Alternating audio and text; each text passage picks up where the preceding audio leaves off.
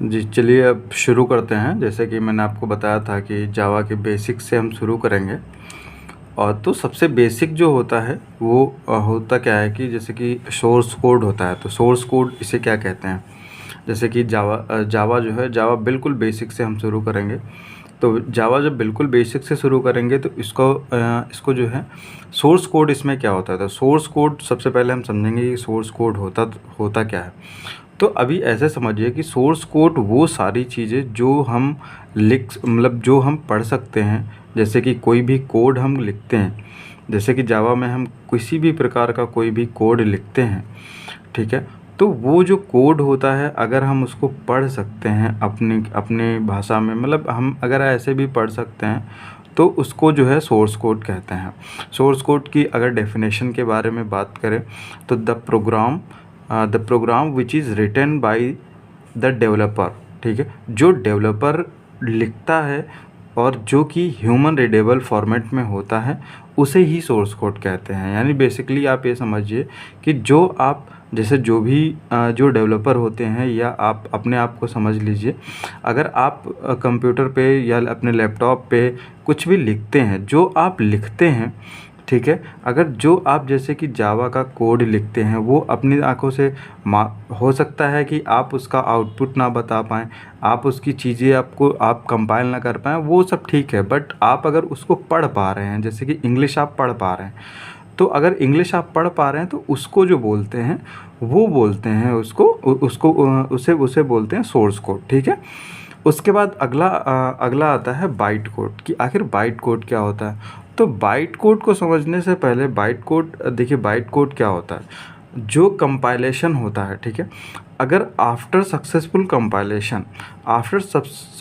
Compilation of Java program, ठीक है, bite code will be generated. यानी कि जैसे हम सोर्स कोड लिखते हैं, तो सोर्स कोड को क्या बोलते थे? वो एक होता है जावा प्रोग्राम।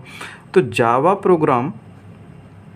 जावा प्रोग्राम को कंपाइल करते हैं, ठीक है, जब कंपाइल करते हैं तो कंपाइल करने के बाद एक डॉट क्लास फाइल बनती है, ठीक है। डॉट क्लास फाइल, ये जावा में डॉट क्लास फाइल जो होती है, वो आपकी रन होती है आपका जेआईटी के थ्रू जो है ये रन होती है आपके सॉफ्टवेयर में, ठीक है।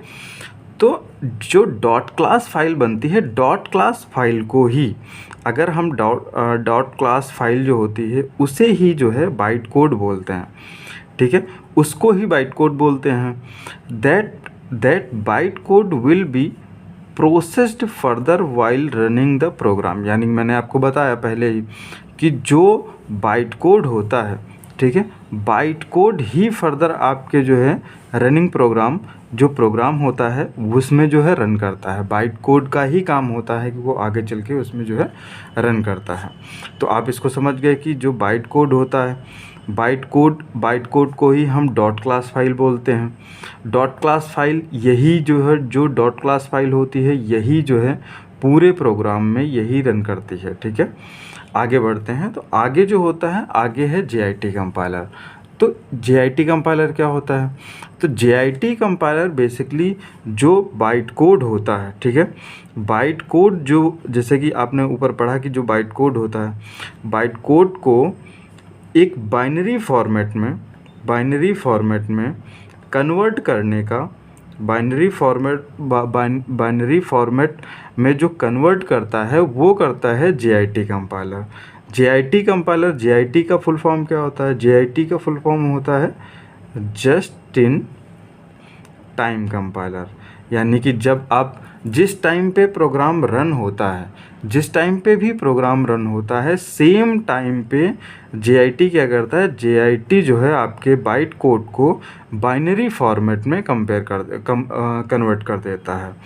तो इसकी जो डेफिनेशन देख लेते हैं। तो डेफिनेशन क्या है? It is just in time compiler. जैसे कि मैंने आपको पहले बताया कि एक जस्ट इन टाइम कंपाइलर है। It convert byte code to the native code. Native code को, जैसे अब अगर यहाँ पे शब्द आया नेटिव कोड, ठीक है, तो नेटिव कोड जो होता है, नेटिव कोड ही एग्जीक्यूटेबल, इसको जो है एग्जीक्यूटेबल कोड भी बोलते हैं। इसी को जो है हम बाइनरी कोड भी बोल सकते हैं। ठीक है, तो इनके जो है नाम अलग अलग हैं, बट ये सारी चीज़ें हैं एक ही। Native code, executable code, binary code. अच्छा, बाइनरी कोड होता है, बाइनरी कोड को ही कंप्यूटर समझता है। ये तो आपको पता ही होगा कि बाइनरी कोड को ही जो है जो भी कंप्यूटर है वो समझता है।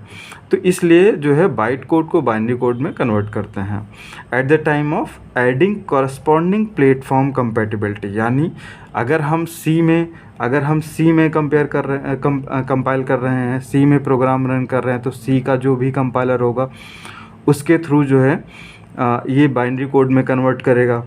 और जावा में जैसे JIT जो है वो बाइनरी कोड में कन्वर्ट करता है।